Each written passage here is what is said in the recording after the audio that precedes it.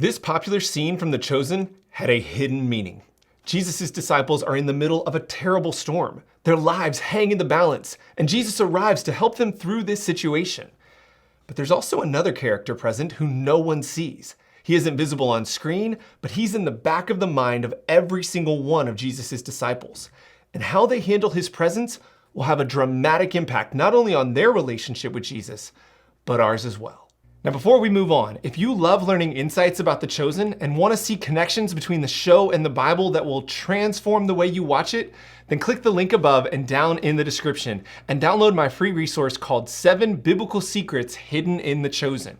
This will show you connections to scripture and the first century world of Jesus that are present in the show, but most people don't notice. It's pretty powerful. We've packed a whole lot of information into a really small package, just like in this video. Speaking of, let's dive in. Now, when Jesus and his disciples end up in the middle of a storm in season 3, this isn't the first time they find themselves in this kind of situation. In fact, there are several storms in the Gospels, one of which happens very early on in Jesus' ministry. Mark's Gospel tells us, "And on that day, when it was evening, he said to them, 'Let us cross over to the other side.'" Now, when Jesus says the other side, he's talking about a place called the Decapolis. This was a region of 10 cities that was almost exclusively Gentile. And this is going to be important to remember later on. Now, after preaching this message of the kingdom in Jewish territory, Jesus is going to go to where the Gentiles, the non-Jewish people, where they are. But before that can happen, Mark tells us, "And leaving the crowd, they took him along as he was in the boat. And other boats were with him. And a great storm of wind developed, and the waves were breaking into the boat, so that the boat was already being filled with water." Now, if you've ever been to the Sea of Galilee, you may have experienced just how quickly storms can appear on the sea. One moment, everything's perfectly calm. The next, terror. And that's exactly how Mark describes this moment. The disciples would never have set out on the relatively short ride across the Sea of Galilee if they'd known that this storm was coming. The Sea of Galilee is so small that from almost any point you can see the entire shoreline. But apparently this storm arose so quickly that they couldn't even make it across. Nevertheless, this moment is bigger than the storm itself.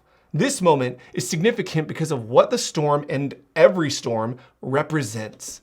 You see, since the time of Genesis, people believed that there was a connection between storms and the divine. Even the creation story itself begins by describing the waters of chaos. The Hebrew word tehom, which is the word for the primeval abyss, the chaotic deep waters at the beginning of creation, well, that may even play on the Babylonian god Tiamat, who was a god of chaos. Either way, the Hebrew people weren't the only ones to associate storms with the gods. Many cultures did, including the different cultures living around the Sea of Galilee.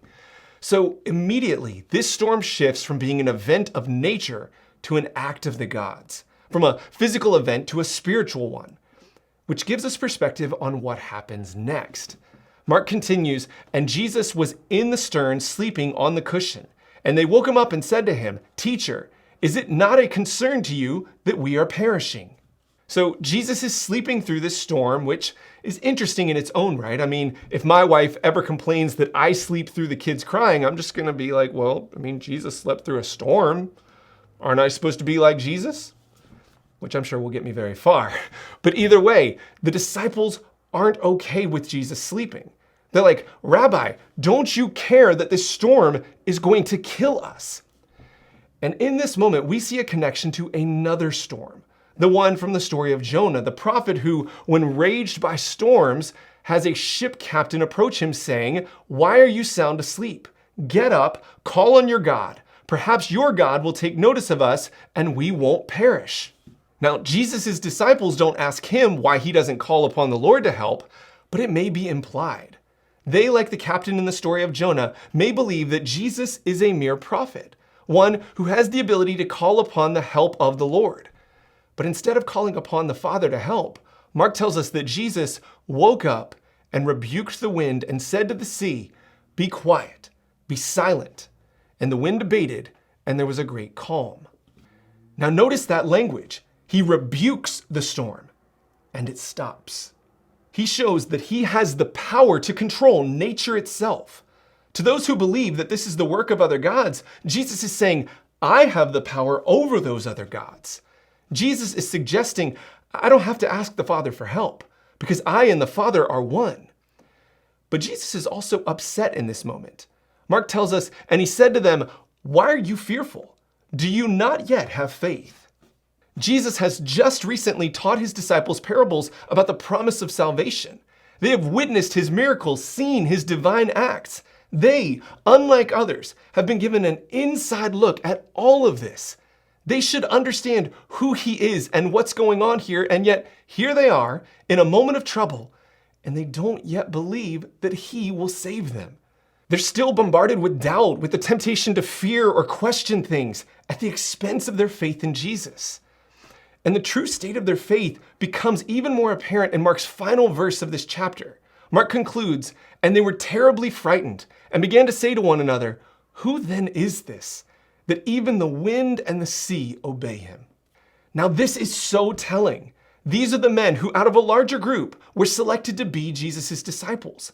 They've seen everything. They've witnessed more than enough evidence about who Jesus is. But despite it all, when Jesus does something like this, their immediate reaction is, "Who's this guy?" And this brings us back to this popular scene from The Chosen, because in this moment, Simon is being tested in the same way the disciples were in the boat that previous day. Here he is in the midst of a storm that, when you know the events leading up to this moment, is both physical and spiritual. And in this moment, he's being forced to decide who he is going to trust more, Jesus or the storm. Is he, like his ancestors, going to believe that there are other gods around who can harm him, who rival the strength of the Lord? Is he going to believe that the evil powers of this world, even the dark forces of nature itself, are greater than Jesus? Or is he going to stand on faith, trusting in the power of Jesus that can overcome any storm? In the end, I think this raises a question that we all have to wrestle with, which is it possible to believe in Jesus and still not have faith in him? I mean, Simon and the other disciples definitely believe in Jesus. They trust that he's the Messiah. They've abandoned everything to follow him. They are his chosen disciples. But he explicitly asks them, "Why don't you have faith?" I mean, it's another reminder that a relationship with Jesus is about so much more than believing the right things. Faith is more comprehensive than accepting certain things to be true.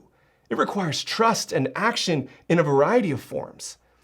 At the same time, though, pay attention, because while Jesus may be frustrated with his disciples, he doesn't give up on them. He doesn't say, "You lack faith, so I want nothing to do with you and you're doomed for all eternity." Again, it's bigger than that. His relationship with us is more than that. And so in the comments below, I'd love to hear your thoughts on this. Do you think it's possible to believe and not have faith? How do we overcome this? And again, if you'd like to learn more amazing insights about The Chosen, be sure to click the link above and down in the description to download the free resource called 7 Biblical Secrets Hidden in The Chosen. And if you'd like to see even more videos like this one, videos breaking down episodes of The Chosen, then just click this link right here. Thank you so much for watching. Have a great week, and I'll see you next time.